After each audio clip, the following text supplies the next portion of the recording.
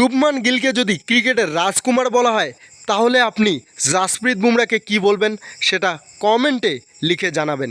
বন্ধু, জাসপ্রীত বুমরা ইংল্যান্ডের বিরুদ্ধে ভারতের তৃতীয় টেস্ট ম্যাচের দ্বিতীয় দিনের খেলাতে এমন বোলিং করলো, সেই বোলিং আক্রমণে ধ্বংস হলো ইংল্যান্ড ব্যাটিং লাইন আপ।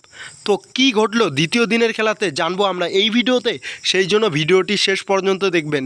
তো 251 রানের 4 উইকেটে প্রথম দিনের খেলা শেষ হয়ে গিয়েছিল। তারপর দ্বিতীয় দিনে ব্যাট করতে আসে জো রুট এবং বেন স্টোকস। জো রুটের সেঞ্চুরি সেলিব্রেশন শেষ হতে না হতে এক ওভারে 2টি উইকেট নিয়ে নেয় বেন স্টোকস আর জো রুটকে তো 11 বারের মতো জাসপ্রীত বুমরা আউট করে। তার কিছুক্ষণ পর ক্রিস ওকস, তাকেও জাসপ্রীত বুমরা আউট করে ভারতের কাছে ইংল্যান্ডের মাথা নত করতে বাধ্য করে। তারপর জেমি স্মিথ এবং ব্র্যান্ডন কার্স, এই দুইজনের মধ্যে পার্টনারশিপ তৈরি হয়। এই দুইজন ডমিনেট করতে শুরু করে। তারপর আসে মোহাম্মদ সিরাজ, তিনি এমন একটি বল করেন জেমি স্মিথকে, সেখানে জেমি স্মিথের ব্যাটের এজ লেগে সিলপারে ক্যাচ চলে যায়। জেমি স্মিথ 51 রানে আউট হয়ে যায়।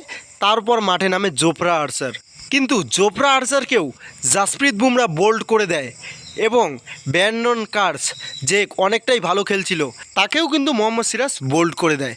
আর ইংল্যান্ড 387 রান বানাতে পারে প্রথম ইনিংসে। আর জাসপ্রীত বুমরা 5টি উইকেট নিয়ে তিনি বলে দেন কেন তিনি ওয়ার্ল্ডের নাম্বার 1 বোলার।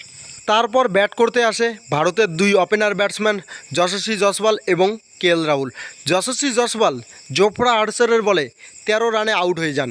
তারপর 1 ডাউনে আসে করুণ নায়ার এবং কেএল রাহুল, তারা দুইজন দুর্দান্ত ব্যাটিং করেন, এমন বিধ্বংসী ব্যাটিং করেন বেন স্টোকের মাথায় হাত পড়ে যায় যে এই দুইজনকে কিভাবে আউট করব। বিশেষ করে করুণ নায়ারের কথা বললে করুণ নায়ার অন এ ফায়ার। আমি যে এখন রেকর্ড করছি এই পর্যন্ত কিন্তু তারা 30+ দুইজনই রান করে ফেলেছে।